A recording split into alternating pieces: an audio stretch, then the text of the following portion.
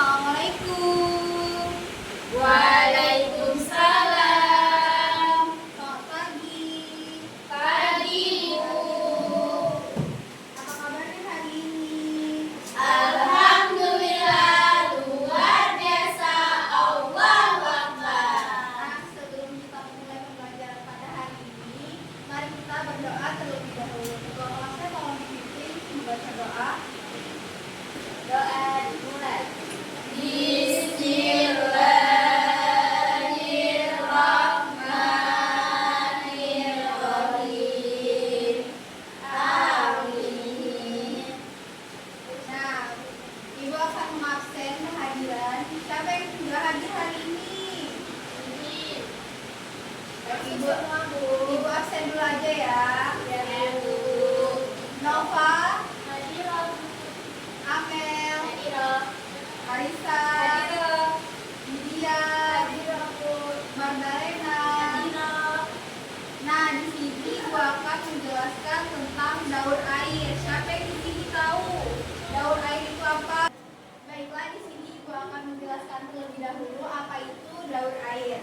Nah, daur air itu adalah proses pembuatan air yang terjadi secara berulang-ulang. Nah, materi kita hari ini itu adalah daur air, proses terjadinya hujan. Lagi proses terjadinya hujan ini ada 3 tahapan untuk menjadi terjadinya hujan. Yang pertama itu ada penguapan atau evaporasi. Nah, yang kedua itu ada pengembunan atau kondensasi, dan yang ketiga itu ada pencairan atau presipitasi. Nah, siapa yang tahu kenapa bisa terjadinya hujan? Karena awannya nangis. Karena gelap. Karena mendung. Jadi, proses terjadinya hujan adalah proses penguapan air dari permukaan bumi, kemudian naik ke atmosfer, dan akhirnya jatuh ke bumi kembali. Sekarang Ibu akan menjelaskan dari 3 tahapan yang telah Ibu beritahu tadi. Yang pertama tadi penguapan atau evaporasi. Nah, dalam siklus air, penguapan terjadi ketika sinar matahari memanaskan permukaan air. Panas matahari membuat molekul air bergerak lebih cepat dan keluar sebagai gas. Nah, yang kedua itu pengembunan atau kondensasi. Nah, pengembunan adalah proses terjadinya uap air menjadi cair. Ini kebalikan dari evaporasi, di mana air cair ini berubah menjadi uap. Dan yang ketiga itu presipitasi. Nah, di presipitasi ini curah hujan terjadi di awan ketika uap air mengembun menjadi tetesan air yang lebih besar. Nah, ini adalah contoh dari tahapan proses terjadinya hujan. Nah, di sana ada evaporasi yang dimana itu adalah penguapan, dan kondensasi adalah pengembunan yang dimana akan membentuk awan. Dan yang terakhir itu presipitasi yang dimana awan itu akan mengeluarkan cairan berupa air hujan. Anak-anak tahu nggak kalau proses terjadinya hujan itu juga terdapat di dalam Al-Quran, di mana contohnya itu di Quran surat An-Nur ayat 43. Nah, artinya itu tidaklah engkau melihat bahwa Allah menjadikan awan bergerak perlahan, kemudian mengumpulkannya, lalu dia menjadikan bertumpuk-tumpuk, lalu engkau melihat hujan keluar dari celah-celahnya, dan dia menurunkan butiran-butiran es dari langit, yaitu dari gumpalan-gumpalan awan seperti gunung-gunung, maka ditimpakannya butiran-butiran es itu kepada siapa yang dia kehendaki, dan dihindarkannya dari siapa yang dikehendaki. Kilauan-kilauannya hampir-hampir menghilangkan penglihatan. Dan juga terdapat di surat Al-Mu'minun ayat 18 yang dimana artinya itu, dan kami turunkan air dari langit menurut suatu ukuran, lalu kami jadikan air itu tersimpan di bumi, dan sesungguhnya kami benar-benar berkuasa menghilangkannya. Nah, di sini kita tahu nih kalau proses terjadinya hujan itu tidak hanya ada di sains saja, tapi juga terdapat di dalam Al-Quran. Sebelum Ibu menjelaskan tentang proses terjadinya hujan, anak-anak silakan menonton video berikut ini.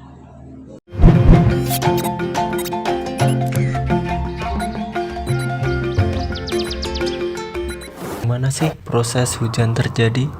Tapi sebelumnya jangan lupa subscribe channel kita ya, supaya channel ini dapat berkembang. Hujan adalah sebuah presipitasi yang berwujud cairan, berbeda dengan presipitasi non-cair seperti salju dan batu es.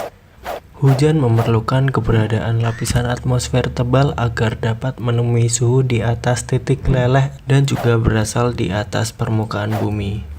Terus bagaimanakah proses terjadinya hujan dari awal hingga akan turun hujan?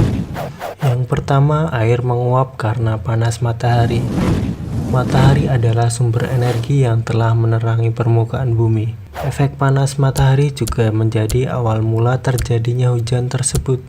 Panas matahari dapat menyebabkan air lalu menguap ke udara, baik itu dari laut, sungai, atau air danau, serta juga air dari kandungan makhluk hidup lainnya.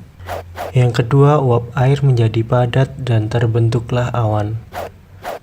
Suhu udara memegang peranan penting dalam proses kondensasi, yaitu pemadatan uap air dan kemudian akan menjadi sebuah embun. Embun terbentuk dari titik-titik air kecil sehingga suhu udara semakin tinggi dan akan membuatnya memadat dan menjadi awan. Yang ketiga, awan kecil menjadi besar karena hembusan angin. Adanya hembusan angin kemudian dapat membuat awan yang sudah terbentuk bergerak ke tempat lain. Kumpulan awan-awan kecil kemudian akan menyatu sehingga terbentuklah sebuah awan yang lebih besar. Setelah awan besar bergerak ke langit maupun tempat dengan suhu lebih rendah dan warnanya menjadi semakin kelabu. Proses selanjutnya yaitu hujan pun turun. Setelah awan semakin kelabu, kemudian titik-titik air menjadi semakin berat. Akibatnya titik-titik air yang tidak terbendung lagi dan juga akan membuat butiran-butiran air jatuh ke permukaan bumi. Dari sinilah proses terjadinya hujan yang akan berlangsung di mana air hujan akan membasahi daerah sekitarnya. Selanjutnya, Ibu akan menjelaskan proses terjadinya hujan. Jadi, proses terjadinya hujan itu merupakan sebuah proses penguapan yang terjadi di permukaan bumi dari wilayah perairan, tumbuhan, atau daratan. Proses terjadinya hujan ini berhubungan dengan siklus air atau siklus biohidrologi. Siklus tersebut akan menyebabkan air turun dari atmosfer ke permukaan bumi. Proses terjadinya hujan ini karena adanya presipitasi, uap air dari awan di atmosfer. Awan tersebut kemudian membentuk uap air, angin membawa uap air sehingga menyebabkan terjadinya penyebaran uap tersebut. Nah, ketika butiran air atau kristal es tersebut sudah memiliki ukuran besar, maka butiran tersebut akan jatuh ke permukaan bumi. Proses terjadinya butiran atau kristal es ini disebut dengan presipitasi. Anak-anak tahu nggak kalau ternyata hujan itu memiliki beberapa jenis? Nah, jenis yang pertama itu ada hujan kognitif. Nah, hujan kognitif ini biasanya terjadi pada musim kering. Hujan kognitif juga sering disebut dengan hujan zenital. Hujan ini terjadi karena permukaan tanah mengalami pemanasan, sehingga menyebabkan kerapatan udara berkurang. Akibatnya, udara basah naik dan mengalami pendinginan. Kondisi ini akhirnya membuat turunnya hujan. Dan yang kedua itu ada jenis hujan siklonik. Nah, jenis hujan ini berlangsung dalam waktu yang lama, namun tidak lebat. Proses terjadinya hujan ini karena udara panas bertemu dengan udara dingin dan menyebabkan udara panas bergerak. Udara yang bergerak kemudian mengalami pendinginan dan terjadinya kondensasi, sehingga menyebabkan terjadinya hujan. Baiklah, di sini Ibu ada lembar kerja yang akan kalian kerjakan dengan kelompok dan akan melakukan eksperimen. Ini untuk Nova dan Andini dan ini untuk Aisyah dan Amen. Baiklah, di sini adalah alat dan bahan untuk melakukan eksperimen. Dan di sini ada batu es, lalu ada air hangat. Di sini siswa akan melakukan eksperimen dari perwakilan kelompok masing-masing. Pertama-tama, siswa akan menaruh air hangat ke dalam wadah yang telah disediakan. Lalu, mengambil wadah lagi untuk menaruh es batu di atas wadah yang berisi air hangat tadi.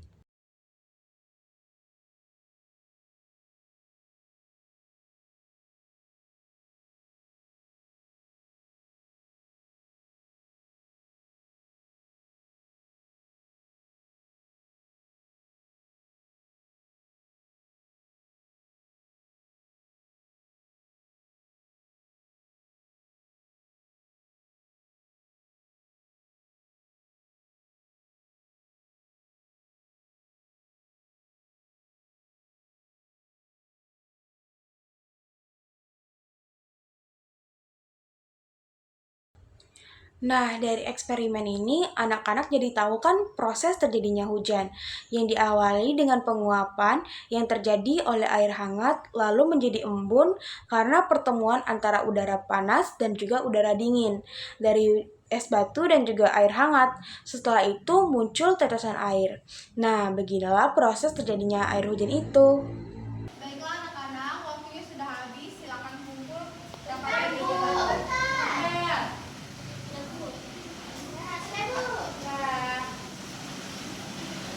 Nah, ini akan Ibu koreksi minggu depan ya. Iya, Bu. Nah, sudah selesai pembelajaran pada hari ini. Kita tutup dengan mengucapkan hamdalah. Alhamdulillahirabbil alamin. Baiklah, terima kasih anak-anak. Sampai bertemu di minggu depan.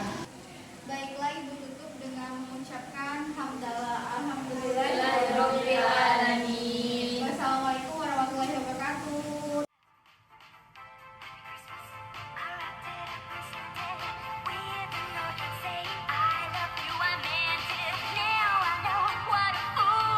Halo guys, siapa yang tahu proses terjadinya hujan? Yuk kita bahas dengan eksperimen sederhana. Pertama, kita sediakan gelas berisi air panas sebanyak 100 ml. Lalu, topangkan gelas lain yang berisi es batu.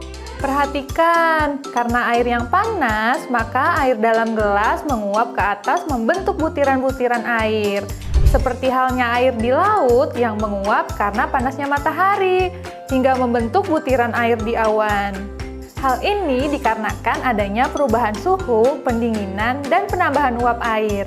Kemudian, ketika awan sudah tidak kuat menopang butiran air, maka air akan menetes seperti hujan. Tuh, lihat, ada tetesan airnya kan? Yeay, sekarang kamu sudah paham siklus hujan. Besok mau eksperimen apa lagi nih?